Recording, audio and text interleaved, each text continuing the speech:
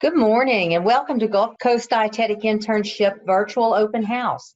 My name is Gina Wack. I'm the program director.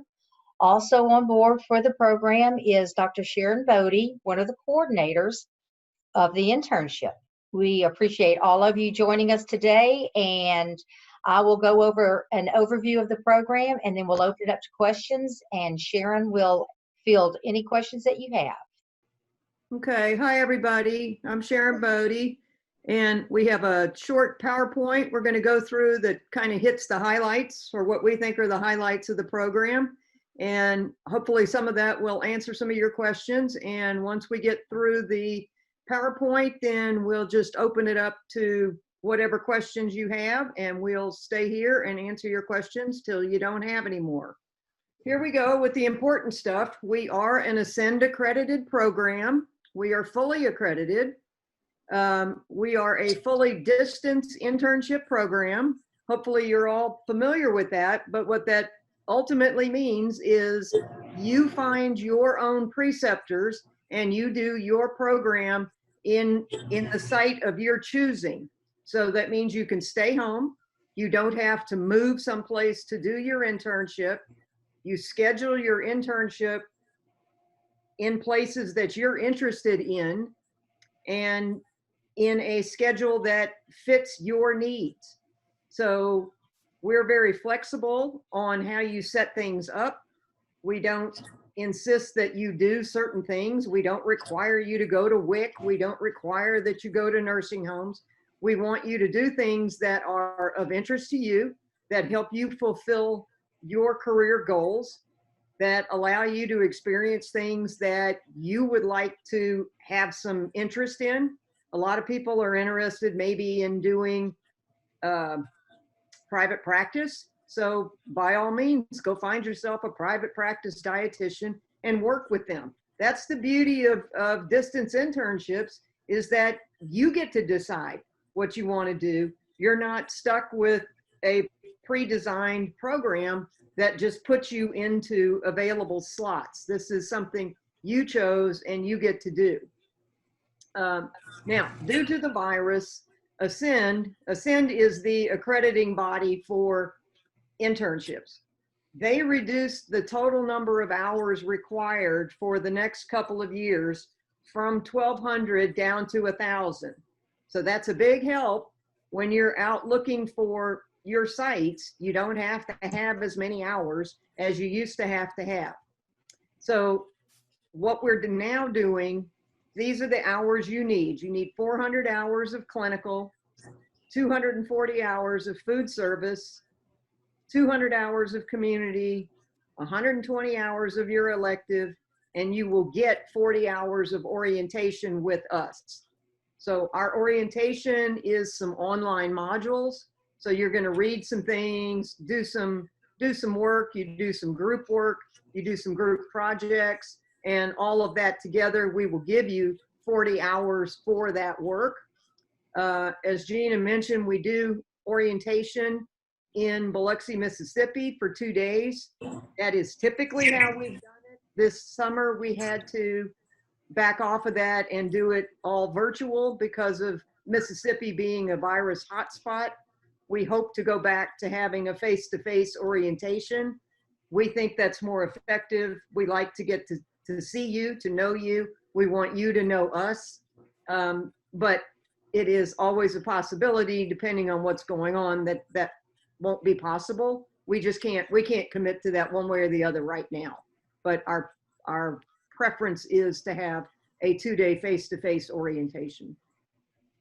All internships have a concentration, and ours is entrepreneurial.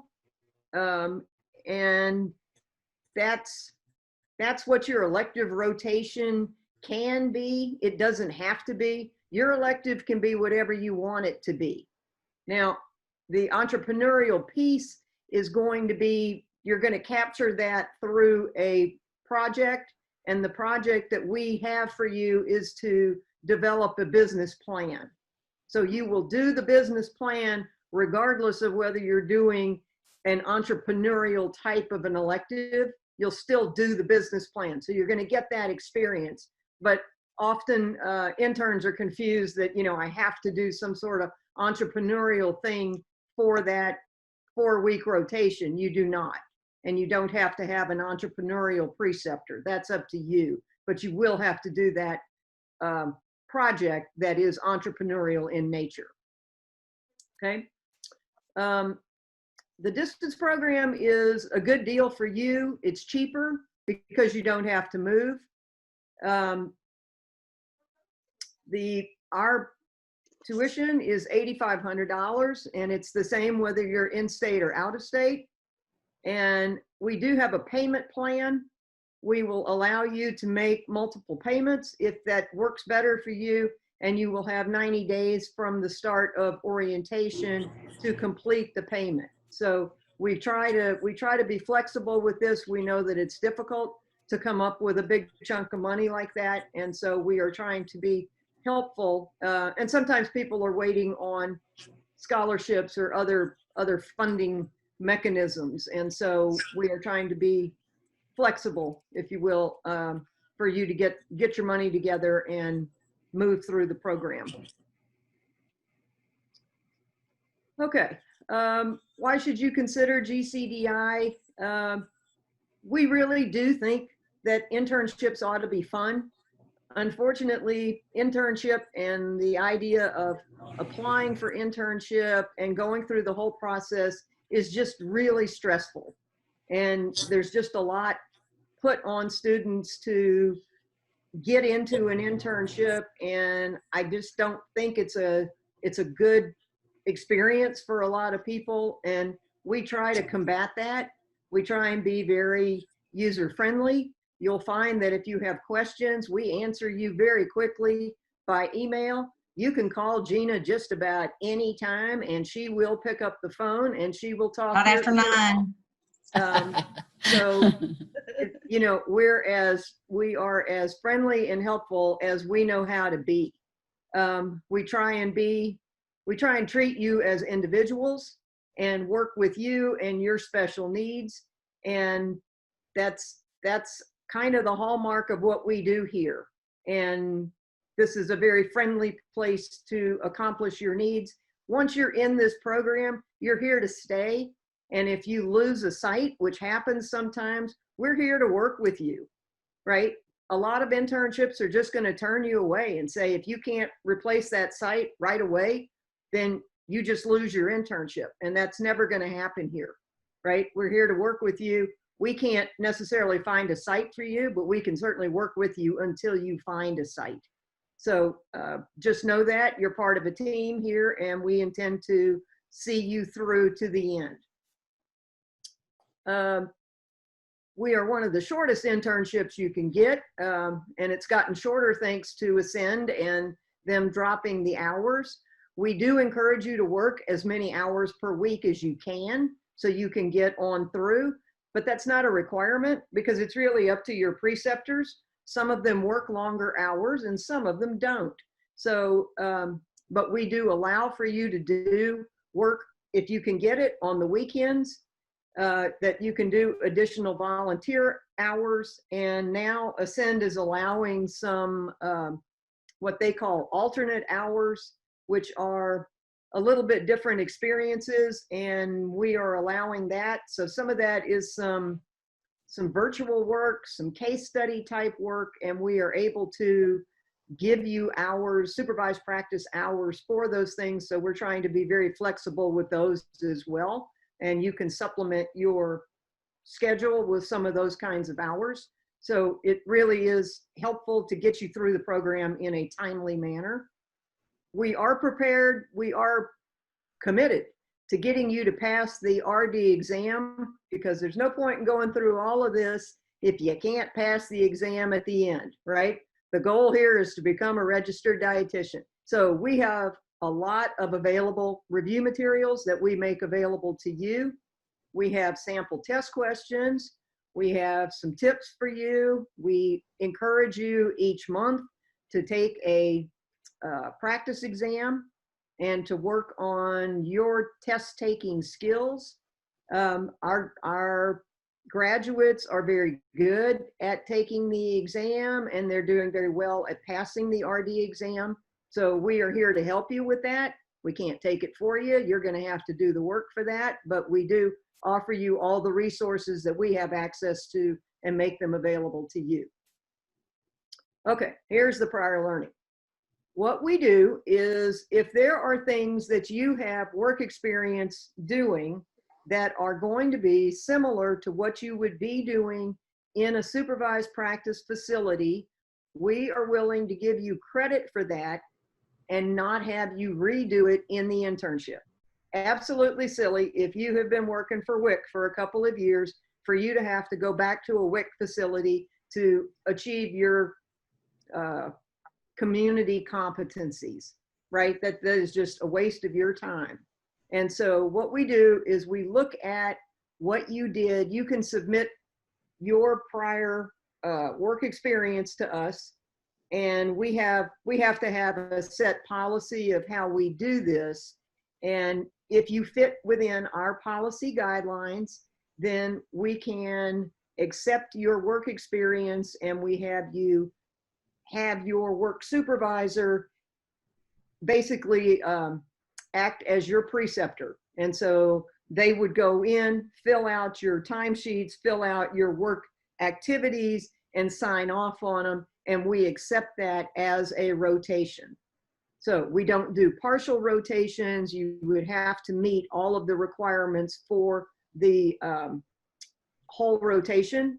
So my previous example, the WIC example, if you worked for WIC for a couple of years, then your WIC supervisor can go in and say, she did this, this, this, and this, write those things out, sign off on those times, and we call that your community rotation. Okay, so this says 27-week program. At this point in time, it's actually 25 because of the reduction in the hours. Now, it doesn't have to be 25 consecutive weeks. If you got a preceptor that'll work with you this month, but then you've got a 3-week break because you couldn't get anybody in that space, that's okay. When I'm saying that we're flexible about how you schedule things, that's part of what I mean. You can take breaks. You can put intentional breaks in there. In fact, we would prefer, if your sister's getting married, don't take off in the middle of a rotation. We would prefer that you schedule that between rotations, because preceptors don't really like you to take off in the middle of a rotation either. So that's part of the beauty of a distance program, is that you can set up your own schedule that works for your schedule. Okay, and if you need a holiday or you want to be off the week of Christmas, you can do that. And in traditional internships, that's not always possible. So hit the ground running. That's kind of our motto. We want you to be prepared. We want you to come in and get going. The whole point here, we're trying to be in as short of a time as reasonably possible. We want to get you done and get you out of here, right? This is your finishing school. There's not a reason to linger here. We want to get you done so you can get out, take that exam, and get yourself a job. Okay, and this is a nice feature of our program. Everything is online. It is a beautiful system where all of your paperwork, all of your evaluations, everything is uploaded into this really nice dashboard, and you have perfect access. When you log in, you can see exactly where you are, how many hours you have logged, how many competencies you have logged, all of your practice exams, your modules from orientation, everything is right there at your fingertips. And it's just a very organized system. And I can say that because I had nothing to do with developing it. I'm in awe of it, but it really works very well. And it allows you to just be very independent and manage your own time and internship very well. Okay, all right. So that's it for the presentation, and I am here to answer any questions you have. When is it that we applied for the internship? Okay, we participate in the fall match, and the fall match Generally, this is a D&D digital deadline, but it's usually September 24th or 25th. 25th. 25th. 25th. Okay. How much notice will you give us for, like you're saying that there might be possible to have to be in person for that 2-day orientation? Like how much will you give us notice so that if we have to buy airplane tickets and hotels? Well, we will try and give you a lot of notice, like Right. months. And like I said, the one we had to cancel, that we canceled it maybe just 2 weeks, 3 weeks ahead. Right. Fortunately, most people had not bought tickets, but they Okay. were, the ones that had were able to get them back because it was this very quick Right. uprising of the virus. Right. But we're very mindful of the fact that you Okay. might have bought a ticket. We're not gonna casually cancel this thing. Yeah, right. Another quick question. For the food service hours, you're saying the prior work experience, does it have to be like in management or can it be like in the kitchen? What is for the prior work experience? Well, you can't have been a dishwasher, right? Right. You're going to have to, everything is based on these competencies. And the competencies are their statements of skills, right? And that Mhm. comes from our accreditation. And so you don't have to have been a manager, but you Right. are going to have been exposed to some management ideas. Does that Okay. make sense? So Right. you don't right, have like to in have been charge any of kind of something. high level manager, but Right. there is some management stuff that you do. But for Right. example, the food service competencies, typically you're doing things like developing a menu item, Oh, doing sure. some inventory, doing some basic food service stuff. Yeah. Right. Okay. That So makes like if I worked in my school district and I worked in a whole bunch of different kitchens. uh-huh. Is that, like you're saying, I did inventory. I don't think I did a menu, but I don't know if that would count. How do we find out if it would count or not? You could probably call Gina or email me and give me Okay. a little more detail about what your job entailed. Gotcha. Okay. I suspect if you moved around quite a bit and, gave me some description of your different positions, it would be Right. obvious pretty quick. Yeah. Okay. And then how many years ago does that count for? I mean, is it like 5 years, 3 years ago? How far back does it have to be? We don't have a time on it. Okay. The time that is attached to our policy is that you had to have been a full-time Right. full-time equivalent employee for at least 6 months. Okay. Full time. So in other words, we're not going to give you credit if you were a volunteer, right? Because volunteers don't have the same responsibility that Right. an employee does. And you had to, and 6 months would give you enough consistent experience, Right. right? That coming in once a week wouldn't give you. Right. That's you. the thought process there. Yeah. Yep. Thank you. Uh-huh. I have another question. You said you do the fall matching. When is it that we find out whether or not we're accepted? And then if we are accepted into the program, when does that program start? Okay. The fall, if you're not that familiar with the matching process, there's 2 things you got to do. You have to register with D&D Digital because that's the actual matching part. So with D&D Digital, you register with them and they are who you rank your choices with. So, we hope that you say Gulf Coast Dietetic is my first choice. And then the other part you do is diecast. Are you familiar with diecast? No. Okay. Diecast is a platform, and that's where you upload your application. So when you get into diecast, you're putting your application up, and then you're telling diecast, I want Gulf Coast and Iowa State and whoever else you're applying to, I want those programs to have access to my application. So whoever you open it up to, then those programs can go in, see your application, decide, you know, we want her to be on our top list. Then we go into D&D and say, she's a top candidate for us. And then they run a match, and the match comes out probably the first couple of days of November. So you'll get an email that says you matched or you didn't match, right? So if you put, let's say you put us first, and we are, let me give you a better example. Let's say you put Iowa State first and they don't put you first, but you rank us second and we did put you first. So if Iowa State blew you off, but we didn't, you'll still match with us. Does that make sense? So you're going to get an email that says, congratulations, you matched with Gulf Coast. Okay. Okay. And then our program starts in January. So, and then the way that works is once you have to go through orientation before you can start a rotation.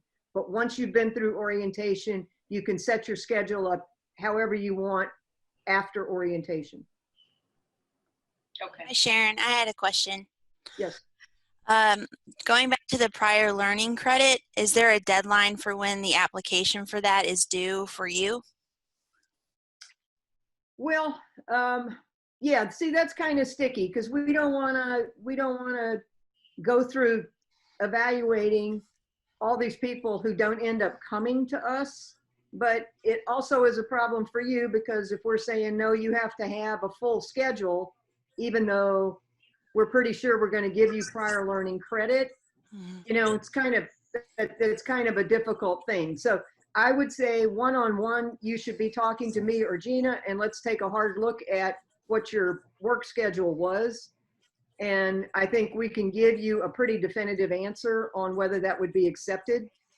Okay, and as far as the rotations themselves, would the prior learning credit have to accommodate all of the needs for a rotation, or would you accept some credit for, say, part of food service and then finish food service on site? We do not give partial credit. Okay. But what has to happen is that over the course of the internship, you have to meet all the competencies for all the different rotations, okay? Some of them are kind of generic and there's a lot of overlap. If there's something that's very specific to food service and you're asking for prior learning credit, but you didn't do those particular competencies in your prior learning, you're going to have a hard time getting a way to meet those competencies, right? Because you're not going to be in that kind of an environment. So you would have to figure out some way that you could do some sort of a project or something to meet those competencies if your employer wasn't going to sign off on them. Does that make sense? Yes, ma'am. So one Thank you. way you could do that would be maybe scheduling something in your elective that would allow you to cover some of that, right? I mean, that's kind of the beauty of doing your own schedule, Right. right? But you've got to take ownership of all those competencies because they have to be met. Okay. Okay. I had another question regarding the community rotation. Okay. There's a preceptor that has accepted me for that, but they require a 13-week commitment from their dietetic interns. So is that an issue as far as what, I mean, that's much longer than what you require for the community rotation, but is it okay to go beyond what's, you know, the minimum requirement for that? If that's something you want to do, that's okay. You know, you could certainly roll your elective into that. So you could Well, that was another question I had because I considered that, but as far as when you're looking at applicants, if an applicant has one site and they want to use that for their community and their elective, do you regard that less than another applicant that has an entrepreneurial rotation site for the No. elective? No. This is your schedule. and it's yours to do what you want, right? That's the beauty of the distance thing. And so if that works for you and that's where you want to do your community, then we're okay with that. You know, we actually see people who do all of their rotations in one site. I don't Okay. think that's optimal. I think you get a better educational experience if you move around and work with some different preceptors, but that's not for me to judge. If you can meet all the requirements, then that's your decision, that that's what you want to do with your educational experience. Right. Okay, thank you. That helps a lot. Yeah, but I'll just say 13 weeks to stay at a community place is a long time. It is a long time. It's just it's a human performance center that's really challenging to get into. So I feel like it would be I got silly you. for I me got to you. pass it up. No, well, that makes sense to me. I'm not sure I'd pass that up either if I Yeah, had an interest in that. right. Hey Sharon, I just had a quick question. Okay. Do you have a specific amount of students that you accept each year or each year? Yeah, we're accredited for 30. 30. Okay, and then as far as the alternate hours go, I feel like you may have answered this. You said you can't do partial, so is there a max amount, or do you just hope to fill, like for instance, if you were doing it for food service, you just have to fill that 240 hours? I'm having a little bit of trouble hearing you. Can you repeat it? So, yeah, sorry, I'm on weird headphones. I'm a food service director, and so I'm hoping that I can use my hours at my job for that rotation. Would that be okay? Sounds like If I'm prior working learning to me. Okay, so I can use it for the full 240 hours needed. Yeah, you can use it for because there's not a limit on prior learning hours. Okay, no limit. Got it. Thank you. Uh-huh. Hey, I had a question about the alternate hours. I think that's probably a little bit different than the prior hours. I know that you had mentioned it was the virtual and the case study work. Can you explain that a little bit more, what that is exactly? Yeah, and I don't mean to be vague here, but this is a brand new thing that they're Okay. allowing, and so we're kind of feeling our way through it. Gotcha. It is largely case studies, some projects, some things, and some of this has sort of organically popped up. There's some companies that have come up with like modules and they're selling them. Okay. And so when the virus got really nasty there in May, some of the companies gave this stuff away for free for a few weeks.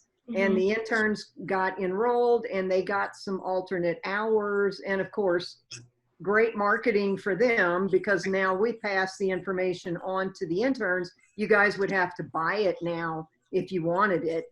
But, you know, if you lost a site, heck, I'd pay $150 to get the hours and keep moving. Oh, okay. You know what I'm saying? So Yeah.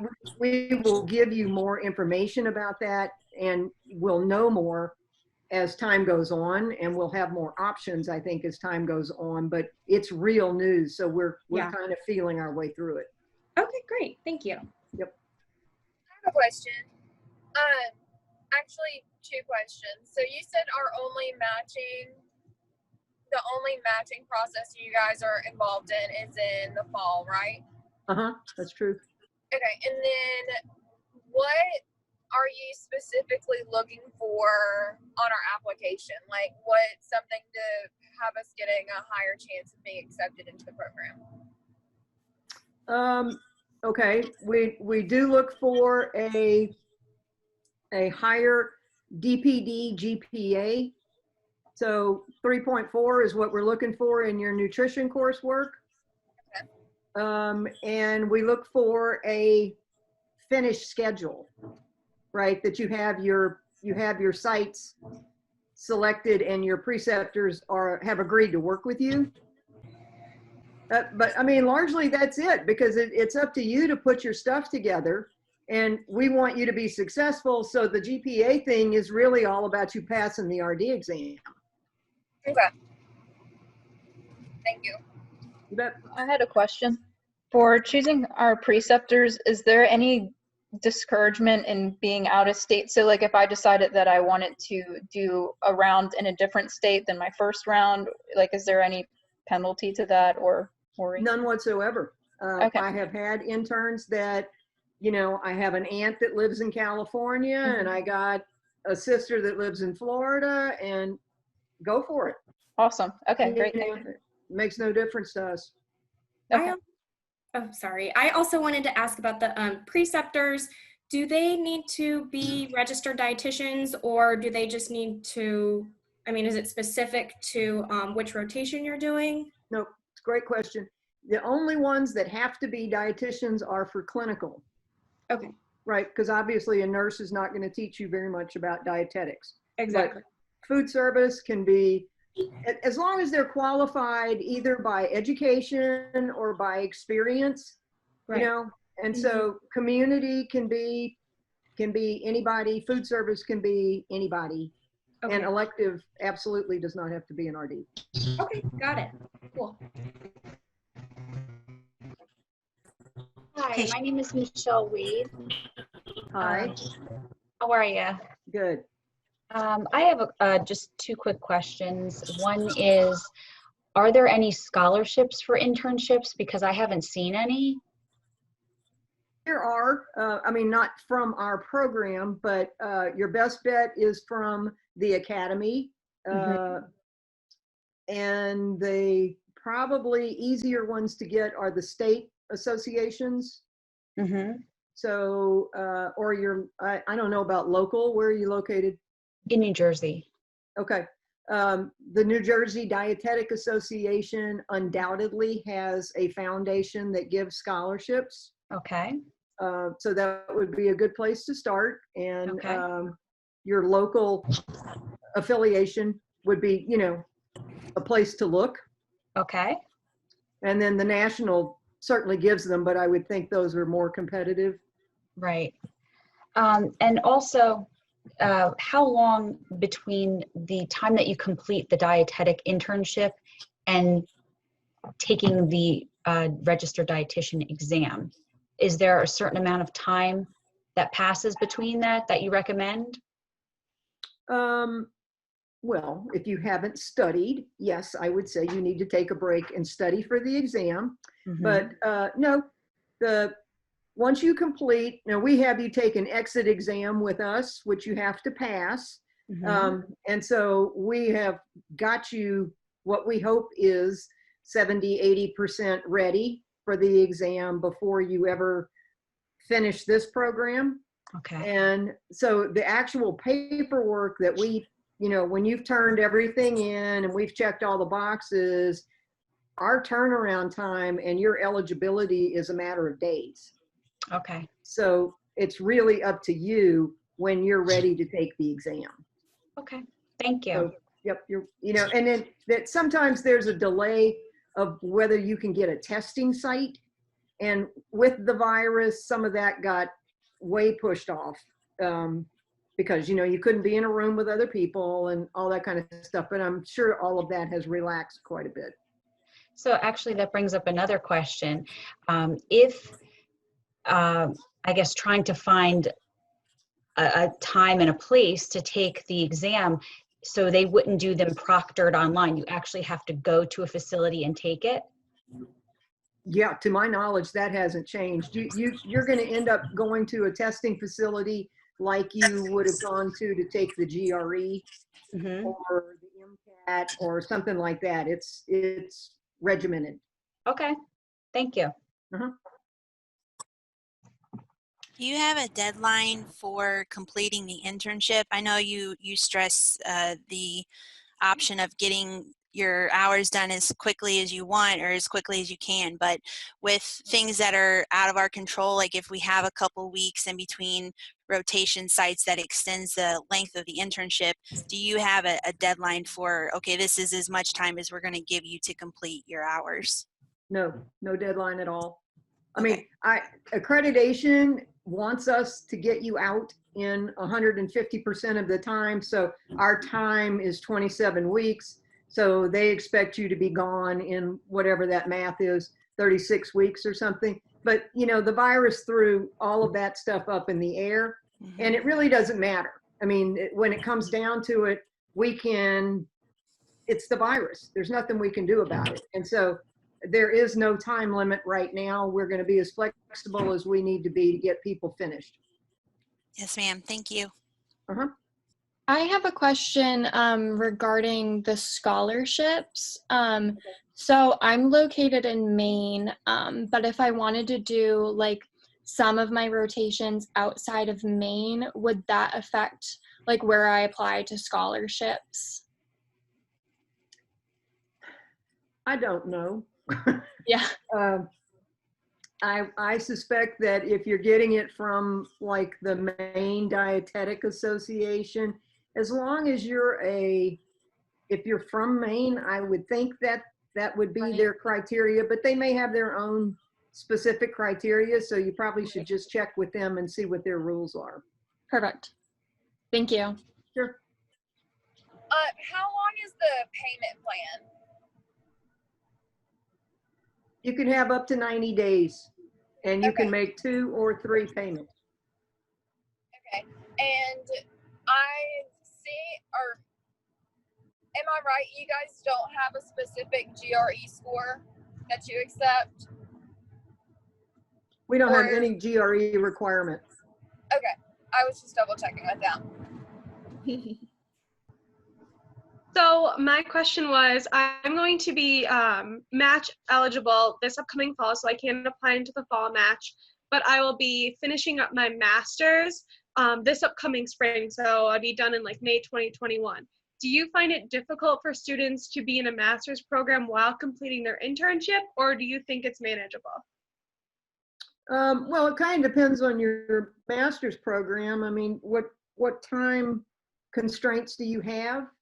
Do you have to have in-person classes or? They would all pretty much be online. I only have 2 classes in my capstone left, so it's not gonna, in both those classes are electives, so it wouldn't be anything too strenuous. And since they are online, I can kind of do them at my own time. And I've pretty much worked full time from undergraduate into my master's, so I personally think I could handle the whole internship master's classes combined, but I didn't know if you had any success rates or fail rates with students doing both. I've worked with students who are taking classes, and it's a matter of planning and, you know, that sort of thing, and making good use of your weekend time and that kind of thing. So we don't have any prohibition on it. Okay. What I would say to you is that your internship needs to come first. I agree. Yeah, I mean, because all you're going to do is make your preceptors mad if you're not putting 100% of your effort into that. But if it's something that you want to do both and you think you can handle it, then that's your decision. Okay. All right. Thank you. Yep. I got some questions written here on the side that can you do less than 40 hours a week? Yes, you can. Some places consider 32 or 36 hours a week to be full time. And so we would have to accept that if that's the going rate at the site that you're at. We do not do part-time. So if that's what they consider full-time, we would be okay with that. Do we have a specific start date? Also, you said we could choose the preceptors in areas that interest us more. Will you give us any guidelines to make sure that we're learning what we need for our RD exam? Specific start date. Well, the specific start date is anytime after orientation. And we will, well, yeah, we're going to be working with you on the RD exam, and we're going to be telling you what the domain areas are for the RD exam. Let me just dispel one of the myths about the RD exam. It's not really related that much to your internship experience. That comes as a surprise to a lot of people. It really goes back more to your DPD coursework. And so this is practical experience and it's good experience and it makes you a better practitioner, but it doesn't necessarily get you ready for the RD exam. Okay, the next one says, I don't graduate until May 2021. What would be the next opportunity to apply for your internship? I know most internships tell me to apply by February 15th and they don't start until August of 2021. Okay, two things there. If you don't graduate till May 2021, first of all, we will be in the fall match 2021. So there's that. And the other thing would be to just contact us because it's not uncommon that somebody drops out. And so we would maybe still have a space that would come available and we could rotate you in after you meet your requirements in May. So never hurts to ask. Just, you know, you would just stay in touch with us and see what we had going on. Okay, So another see that one question. about the tips? Do you have any tips of how we find potential preceptors? And once a preceptor is chosen, do you have to approve them first? We do not need to approve your preceptors. How do you find them? That takes a lot of perseverance. You have to just keep looking, keep calling. Use contacts, use people you know. Yep, use people you know. Go back to your DPD director if you're in an area close to where you went to school. Finding other people who did distance programs and finding out who, you know, in your area and who they used. You can certainly check with us if we've been active in that area. We would be happy to try and help you with names of people that we used or facilities that we have used. And do you think clinical rotations will be affected by the virus? I'm concerned I won't be able to have experience physically working in a hospital with an RDN. Some people went straight on through with the virus. Some people had to wait and then they got to go back into the program. I mean, it's real hard to predict, you know, and when you're talking to these preceptors, that would be a good question to ask. Are y'all currently allowing interns in the facilities? And if you're not, do you think you will be? Because it's very difficult to do assessments virtually. Hands-on is the way to go. But hopefully we're on the back side of this virus and things will start returning to normal. That, you know, that's just an unanswerable question, really. That's the last one there, Sharon, from our chats. Okay.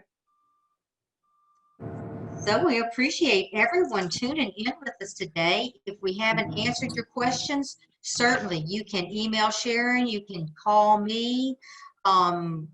Please check out our website. We may have the information you want there, but we look forward to hearing from all of you and seeing applications from all of you this fall. Sharon, anything else? I don't think so. And if you have private questions that you'd prefer to ask us one-on-one, that's fine. Please feel free to do so. Thank you. Thank you all. Have a good day. Thank you. Yeah. Bye-bye. Bye.